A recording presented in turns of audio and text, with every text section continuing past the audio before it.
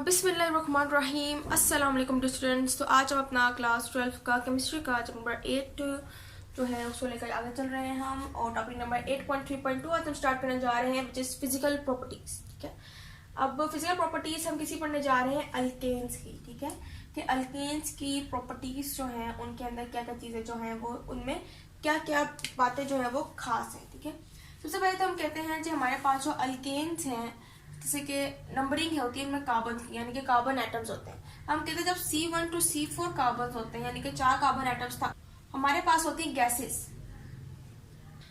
और हमें पता है कि गैसेस जो है वो कलरलेस होती हैं, ऑर्डरलेस होती हैं। ठीक है, लेकिन ये ऑर्डर जो है इनकी फिर भी होती है। ठीक है ना, लेकिन ये कलरलेस होती है, इनका कोई कलर नहीं होता।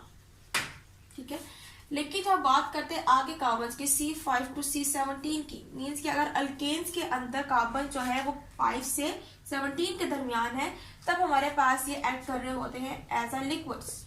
ठीक है, और तब ये ऑर्डरलेस भी होते हैं, मीन्स कि बदबू नहीं होती, कोई भी स्मेल नहीं होती, और ये कलरलेस भी होते हैं लिक्विड है लेकिन का कोई कलर भी नहीं होता। ठीक है, इसके अलावा C18 से ऑनवर्ड आगे जितने भी कार्बन एटम्स वाले अल्केन्स हैं वो हमारे पास एक्ट कर रहे होते हैं as a vaccine solid.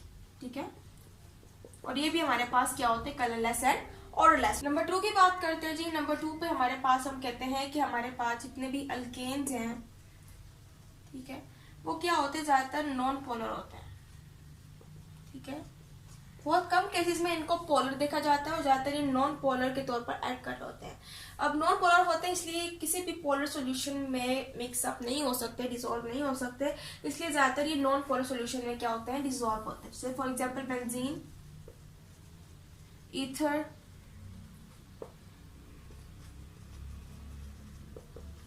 Carbon tetrachloride. ठीक है, अब ये सारे हमारे पास क्या है, नॉन पोलर सॉल्यूशंस हैं, इनके अंदर अल्केन्स तो है वो इजीली मिक्सअप हो जाता है।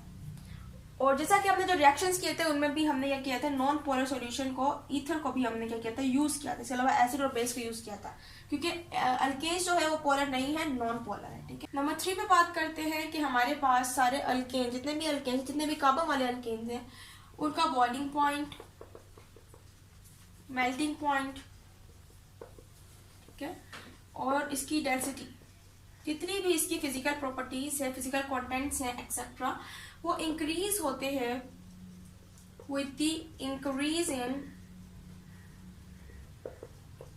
Carbon atoms. तो जो भी फिजिकल कंटेंट्स हैं अल्केन्स के, बॉइलिंग पॉइंट है, मेल्टिंग पॉइंट है, डेंसिटी एक्सेट्रा, ये सब इंक्रीज हो रहे होते हैं with the increasing carbon atoms. ठीक है, लेकिन सोल्युबिलिटी की जब हम बात करते हैं, सोल्युबिलिटी वो डिक्रीज होती है। ठीक है ना, कब डिक्रीज होती है, जब इसका मोलर मैस जो है, मोलर मैस वो क्या होता है, इंक्रीज होता है। ठीक है, मोलर मैस में इंक्रीज होने की वजह से इसकी सोल्युबिलिटी जो है वो भी डिक्रीज होती है। ठीक है, अब जब हम बॉइलिंग पॉइंट की बात करते हैं अल्केन्स की, तो बॉइलिंग पॉइंट का हमने कहा कि जब कार्बन एटम्स इंक्रीज होंगे तो बॉइलिंग पॉइंट भी इंक्रीज होगा। फॉर एग्जाम्पल मैं कहती हूँ मेरे पास ये मिथेन है और ये मेरे पास है इथेन। ठीक है, अब इसका बॉइलिंग पॉइंट ज्यादा होगा या इसका बॉइलिंग पॉइंट ज्यादा होगा। हम जैसा कि मैंने कहा जिसमें कार्बन एटम ज्यादा होंगे, इसमें एक कार्बन है, इसमें एक और 2 कार्बन है। ठीक है, अब इसका बॉइलिंग पॉइंट इसके मुकाबले में ज्यादा होगा। इसी तरह propane, CH3, CH2, CH3, 3 carbon है। अब इसका जो है वो इथेन और मिथेन दोनों से ज्यादा होगा, क्योंकि कार्बन एटम जो है वो भी ज्यादा होगा। इस तरह मेल्टिंग पॉइंट भी इनका क्या होता है, इंक्रीज होता है with the increase in the number of carbon atoms. अब कह रहे हैं कि बॉइलिंग पॉइंट में इतना चेंज आता है कार्बन एटम के इंक्रीज से, और आपकी बुक में कहा गया है कि 20 degree centigrade to 30 degree centigrade change आ सकता है मुस्तकिल, कॉन्स्टेंटली।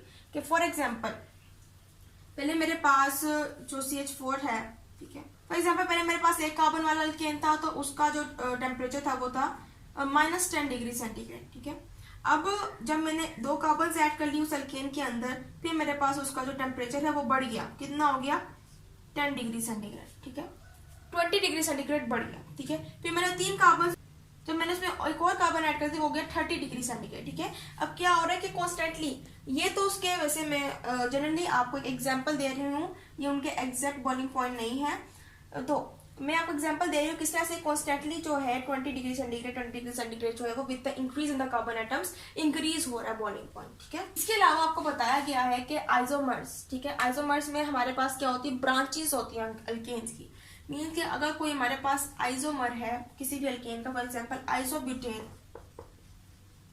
ठीक है, हम कहते हैं कि आइसोब्यूटेन की ब्रांच निकली होगी, इसके अंदर ब्रांच होगी, जबकि नॉर्मल ब्यूटेन की जब बात करते हैं उसके अंदर कोई भी ब्रांच मौजूद नहीं है। जैसे बना के देख लेते हैं, इधर हमारे पास आइसो का मतलब होता है कि आपने कार्बन को अलग करना है, ठीक है, ब्रांच निकालनी।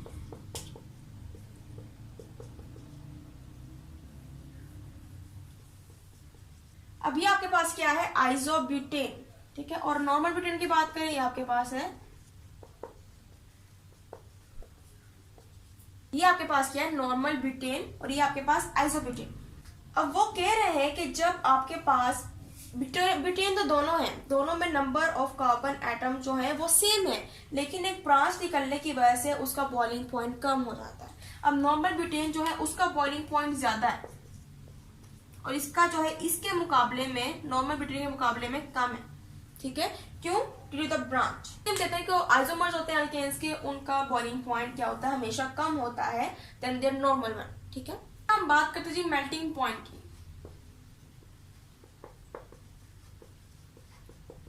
मेल्टिंग पॉइंट जो अल्केन्स का वो भी क्या होता है, इंक्रीज होता है, और ये कब इंक्रीज होता है, जब हमारे पास अल्केन्स का मोलर मास,